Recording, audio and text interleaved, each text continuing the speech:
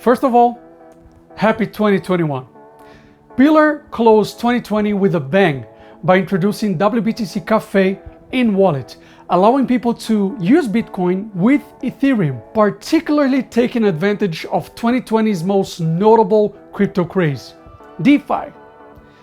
The upgrade from Keybase to Smart Wallet in 2020 has allowed for this and many more feature implementations that are game-changing to users in this space. You can check every one of those on Pillar's brand new website, by the way.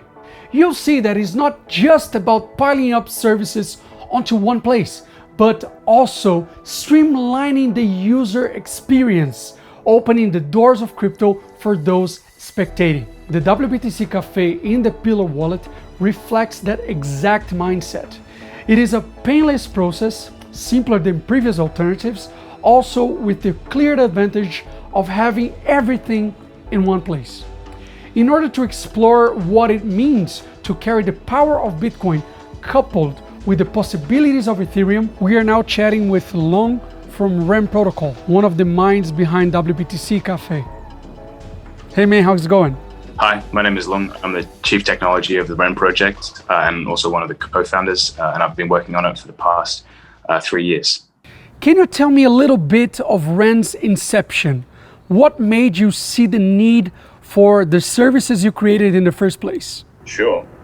So Ty and I were co-founders of Ren, and we'd worked together many times in previous technical endeavors together. And in 2017, we started putting together a dark pool protocol for trading large volumes of assets. And we spent about a year working on that. That's what we did our primary fundraising round on. And after a year, we put this thing into market, and it became really apparent really quickly that because at the time, the assets that were involved in large trades were actually living on different chains. And the techniques we had to sort of interact with these assets, namely atomic swaps, which is what we were using to get started, were really insufficient. They just had too many trade-offs in practice for traders. And so we sort of noticed that this need for interoperability was really dire. And through serendipity, it turns out the technology that we were using to try and build a dark pool was the perfect technology to try and build an interoperability solution as well. So we were able to take that technology and sort of expand it and evolve it a little bit, and able to solve the interoperability problem as a more general solution, not targeted towards any specific application, but something that could be used by any application, which we noticed very quickly to be something very powerful and very needed in the space. We spent the next year and a bit working on that. And then we took it to mainnet in 2020, about 9 months ago, maybe 8 months ago now. And yeah, it's been operating smoothly since then. Now, what applications for WBTC are the most exciting, in your opinion? What are the reasons why people should run towards using the service? One of the reasons why we feel that tokenized Bitcoin or wrapped Bitcoin, however you want to talk about it, makes a lot of sense, or why it's so useful, is that when you think about the properties of Bitcoin and the reasons why it's an attractive currency in the first place, self-sovereignty and the need to not trust intermediary parties and sort of middlemen, this was the foundations upon which it was built. But then the moment you want to do something interesting with that money, for example, you want to lend it or you want to exchange it, you now have to engage with centralized intermediaries, because Bitcoin is not a sufficiently powerful blockchain when it comes to being able to program it.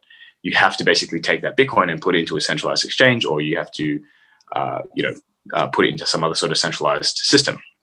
But by being able to wrap it in a decentralized and trustless and permissionless platform like RenVM, you're able to create a tokenized representation of Bitcoin on other chains and maintain all of those properties. You don't have to trust a middleman. You don't have to give up your control over these assets. And so, I mean, obviously you take on still some risks, but far fewer and far different and far more aligned with the traditional properties and, reasons why you might have picked Bitcoin in the first place. And now you can participate in the world of DeFi, where you can do lending, you can do exchanging, and interact with all these other interesting applications, ultimately with the goal to earn yield or make profit without having to sort of give up some of these nice things that you picked up Bitcoin for in the first place. Now, here's a tricky one for you. Do you see initiatives such as yours as a way for the crypto community as a whole to grow closer together? Like, do you see Bitcoin maximalists and Ethereum enthusiasts getting along like ever? That's a tough one. I think there'll always be subgroups that feel like they don't need each other. It's been kind of interesting because you kind of see these two sub-communities form, or two new types of maxis, where you have people who say having Bitcoin on Ethereum is going to be great, or having assets move between chains is generally going to be great.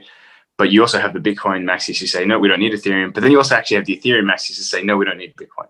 Having seen $5 billion of Bitcoin move to Ethereum in the last year, regardless of its form, whether it's through WBTC or Ren BTC or some other system, kind of, I think, proves that there is a real retail demand, if nothing else, for it, regardless of how the maxis feel. I feel like to bring communities together, it goes beyond just putting Bitcoin onto Ethereum and making that a specific use case.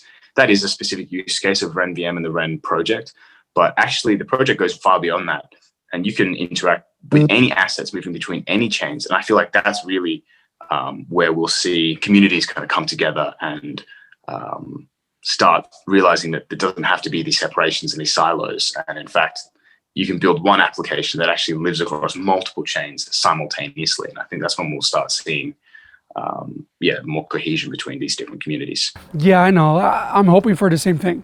Now, regarding Pillar's implementation of WBTC Cafe, what do you expect the impact will be for users both old and new? So one of the great things about the Pillar integration is that it just becomes so easy to work with. I think for the first time, you have a really clean user interface for a user to just come along and get access to Bitcoin on Ethereum. Just as easy, if not easier than it is to just access Bitcoin itself natively. And I think that's a really, really powerful thing. And how far are we from achieving seamlessness in cross-chain swaps, in your opinion? I think that's a really interesting question. I think the time frame is quite a large one on this. I think we still haven't seen a big adoption of gasless systems yet, where you sort of are able to abstract away gas costs for the user, whether you're including that in the spread of an exchange or in the rate of lending, or whether you're managing it in some other way. I think having gasless transactions really is the first step to being able to create a smoother user experience. Because if you're trying to take Bitcoin and bounce it through to chains in order to interact with an application, you don't want the user to have to already have Bitcoin and let's say Sol tokens and ETH to pay the gas on all these chains. You want to be able to bundle that up and just extract it from a single part of the system in a single moment. But I also think that being able to access interoperability will ultimately be good for the fee ecosystem, because when you are able to move assets seamlessly between chains that are hyper expensive won't be able to get away with it anymore. If you have an awesome use case that's living on a chain, but it's incredibly expensive to interact with, but then suddenly you can easily or trivially move that application to another chain and still access all of the ecosystem of the original chain. Suddenly there's a huge incentive for applications to pick up and migrate somewhere where it makes a lot of sense. We're seeing this with synthetics today, where they picked up and they migrate to optimism. And I think we'll see this kind of trend continue in order to really lower the gas fees, lower confirmation times. And interoperability is just going to make that so much easier. I think L2s are starting to get a lot more deserved attention this year. And I think with synthetics having made being the first application or large scale application to make such a move, I think we'll see a lot more applications follow suit. Whether they all end up on the same L2, we'll see. But with systems like Ren VM, they won't have to end up on the same L2 because they'll be able to interact with each other regardless. Now, are there any projects or assets after WBTC that are ready for interoperability that you're particularly excited about? Yeah, I'm really excited for Zcash. So Ren VM currently supports Zcash. And there are a few other wrapped versions of Zcash out there that are centralized as opposed to the way that we're doing it, which is sort of decentralized and permissionless. So you can actually take your Zcash and you can move it to Ethereum today, but there aren't yet many applications in which you can use that Zcash. I'm going to be really excited for that because I really believe in the mission of privacy on chain, and I love the way that Zcash has implemented it, and I love how they continue to push their project and expand and improve and address any of their underlying issues, even when they're trivial.